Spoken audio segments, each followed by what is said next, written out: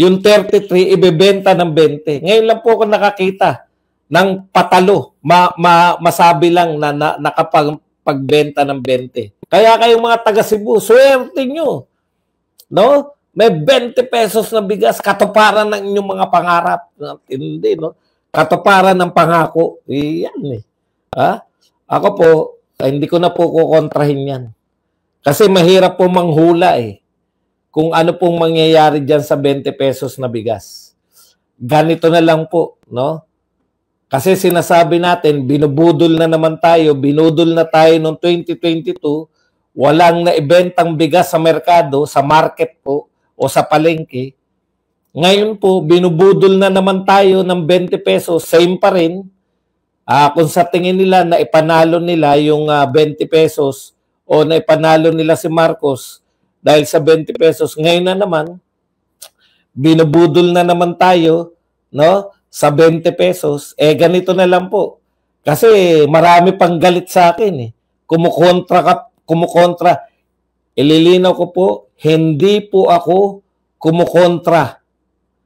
Wala po akong kinukontra. Kung meron pong 20 pesos na nagtitinda ng bigas na nakakain ng tao, siyempre, basic yun, no? Kung meron pong 20 pesos na nakakain ng tao na binibenta, bibili po ako. Di ba? Huwag lang sa Cebu.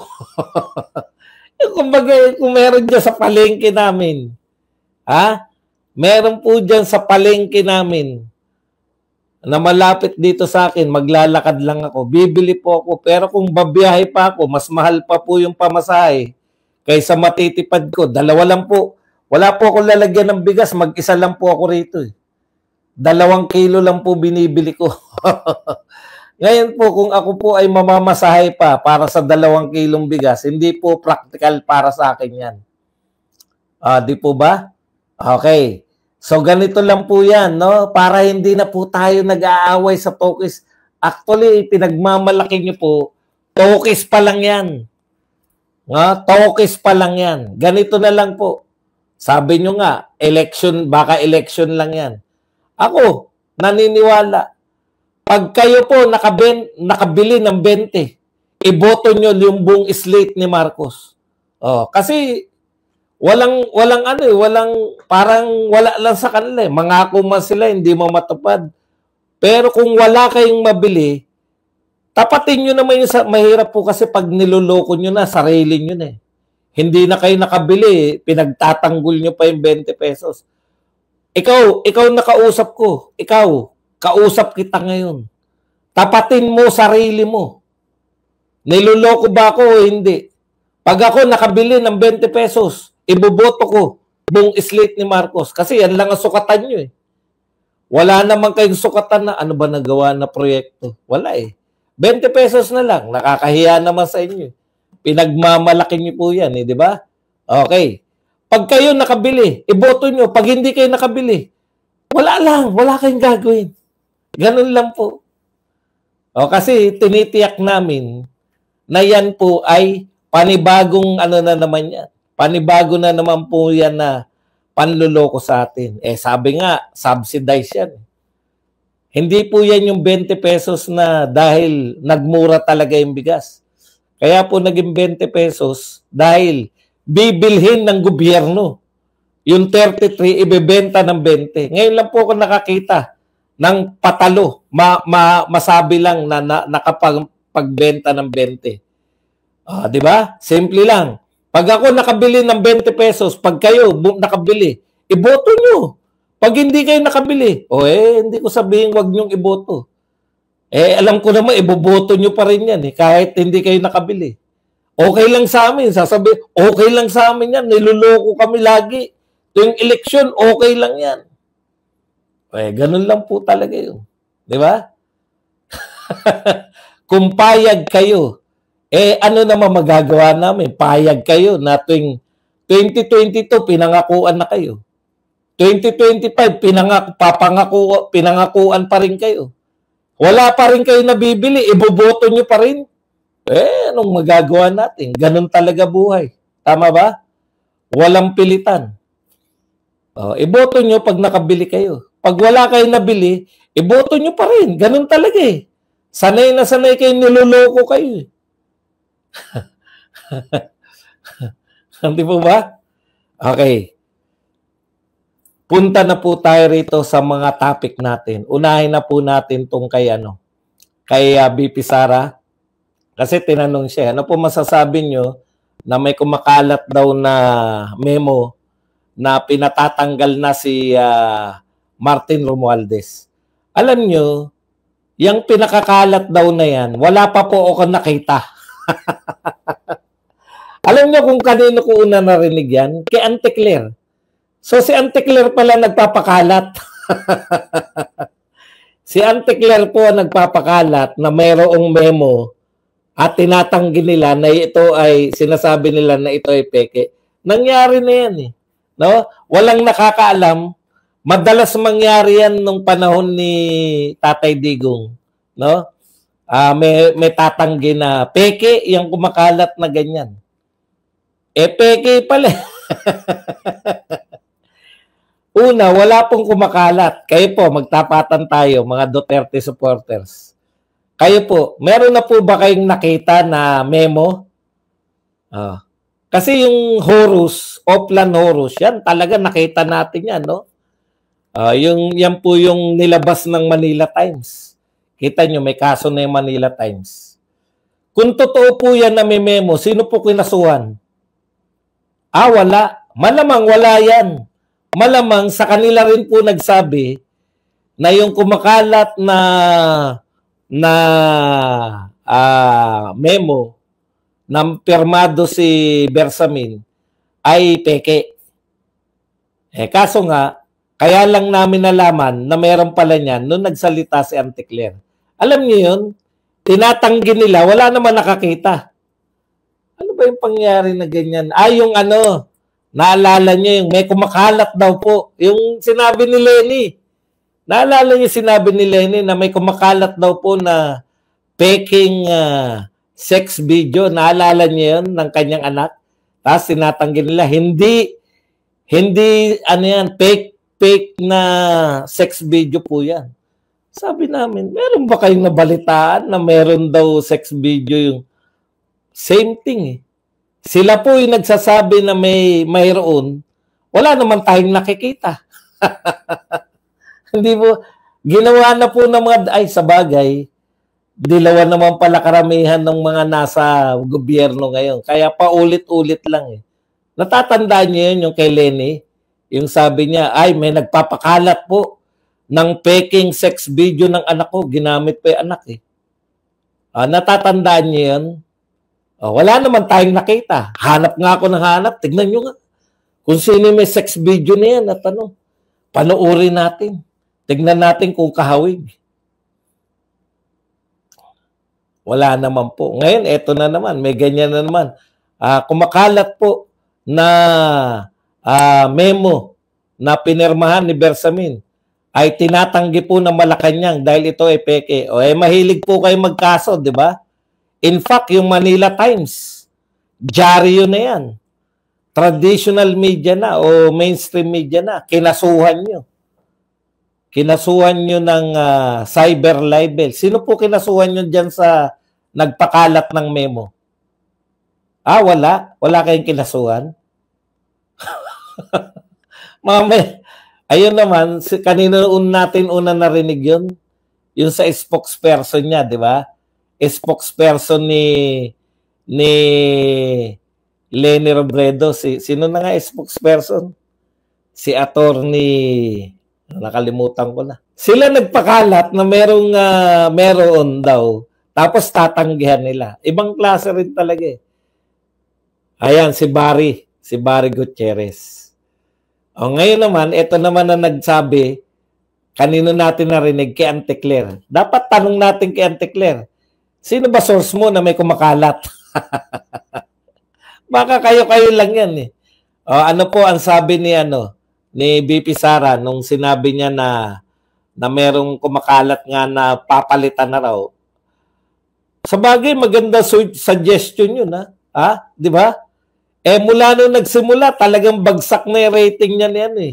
Pero may mataas pong rating yan. Mataas po, alam ko sa OctaArts na. Sa OctaArts po mataas yan. Sa mga dancer. Okay.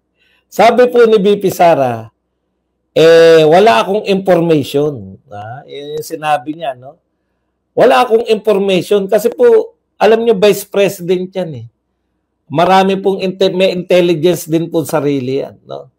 Kaya sabi niya, wala akong information na may ganyan pala na document na pagpapalit na kay House Speaker Romualdez.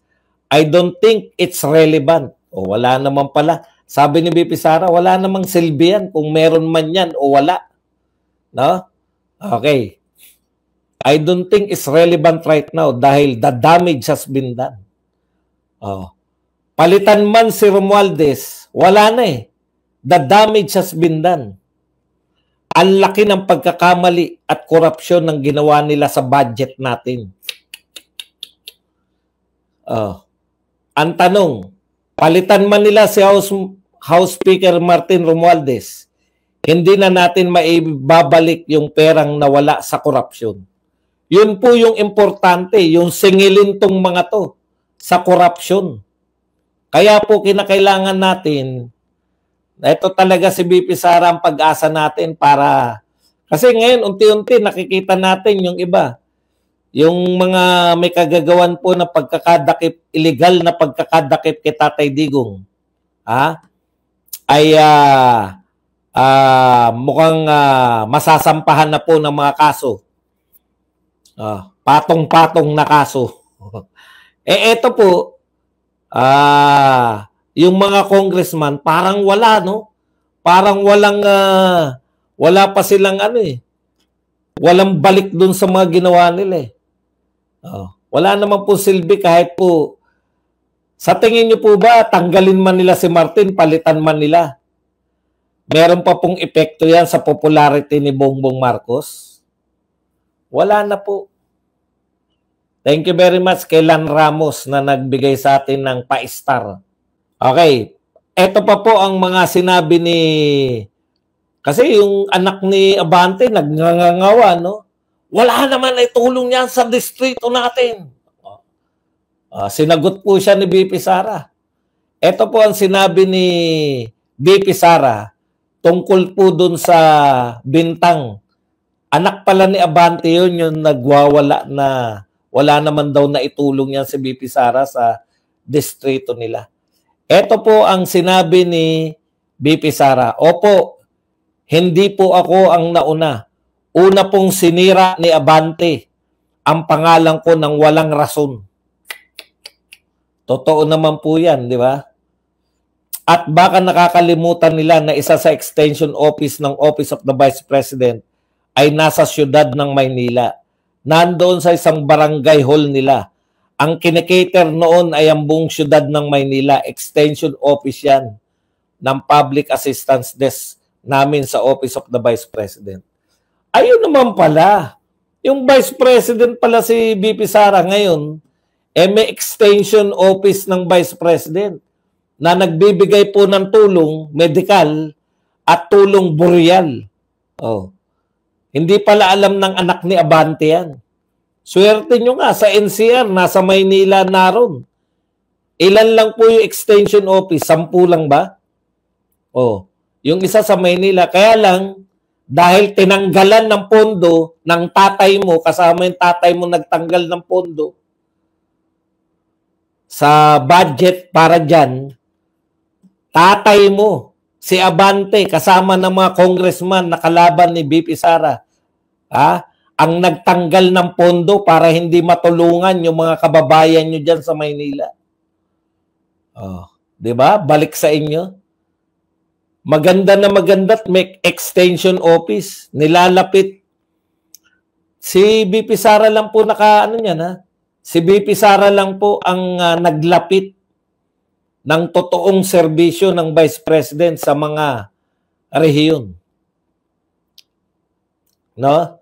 Malamang wala ko ron, narito ko. Ikaw talaga! Baliktad yan.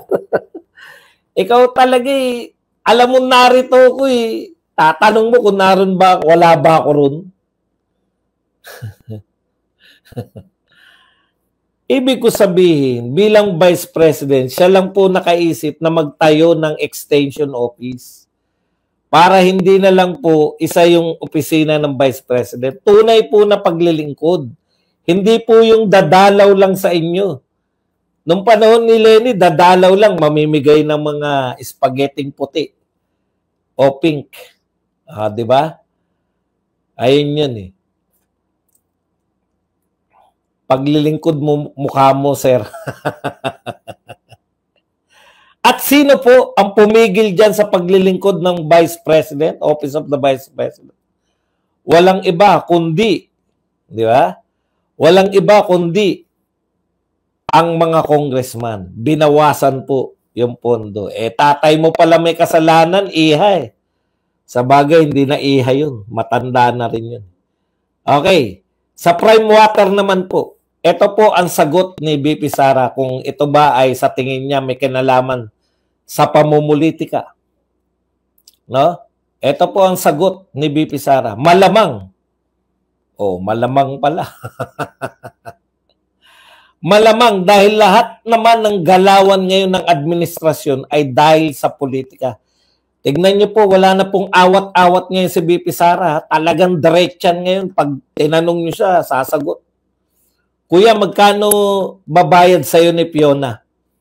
Hindi ko po kilala si Fiona, pasensya na kayo. Pero kung Fiona po na tinutukoy niyo yung YouTube, opo, bayad po ako na YouTube. Tweet, tweet. Yung ba yung kanta doon? Puta ba? Baka iba yung kanta ko. Okay. Sabi ni BP Sara, malamang hindi lahat naman ng galawan ngayon ng administrasyon ay dahil sa politika. So wala na akong nakita na ginawa ng administrasyon na ito para sa kapayapaan at kaunlaran ng ating bayan. Wala pala kayong ginagawa eh. Wala pala kayong ginagawa eh. Pamumulitika lang pala lahat eh. Okay. Wala akong nakitang ginawa ng administrasyon na ito para sa kapayapaan at kaunlaran ng ating bayan.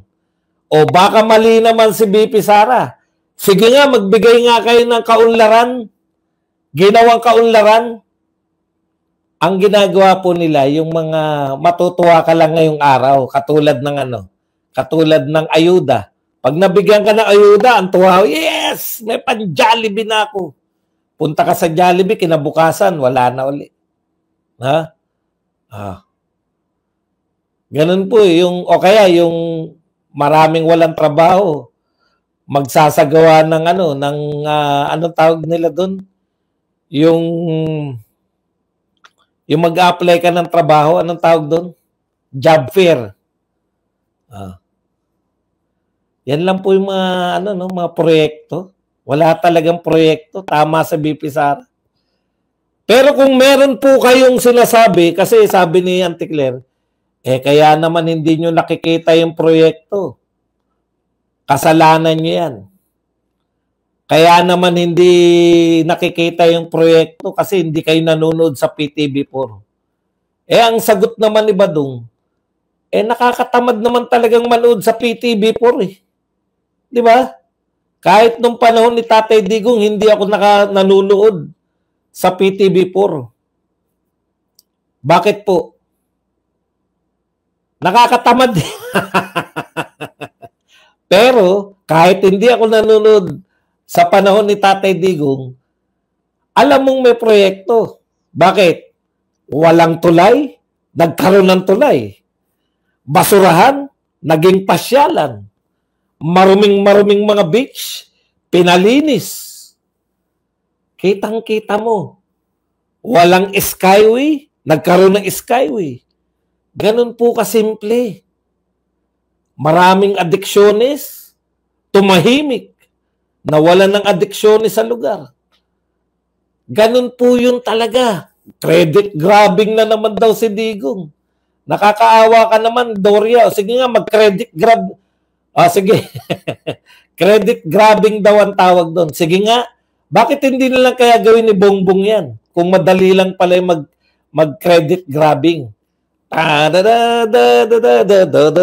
Tweet, tweet. Alam niyo po kung bakit hindi po pwede? Walang credit grabbing. Wala ang proyekto eh. Yan po. Yung mga proyekto po sangkatutak ni Tatay Digong, sabi nila, credit grabbing. Kanino kaya yun? Kanino nag-renab?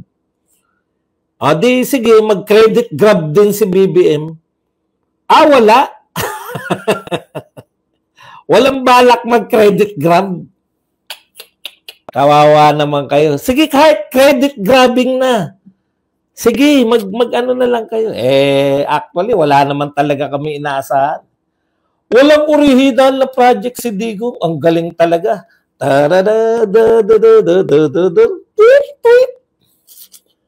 Mga walang nakakaawa. Sige, mabuhay po kayo sa mga... ngayon, ano naman si BBM? Asan? Kahit hindi na original ni BBM, asan? Asan ang proyekto ni BBM? Wala. Bago kayo magsalita na credit grabber si Tatay Digong, dapat naman meron namang napapatunayan si BBM. 20 pesos na bigas sa Cebu lang. At yun nga mga kababayan, anong masasabi niyo sa balitang ito? Maaring ihayag ang inyong opinyon at kuro-kuro sa comment section sa ibaba. Huwag din kalimutang mag-like, mag-subscribe at mag-share sa bidyong ito. Maraming salamat sa panonood.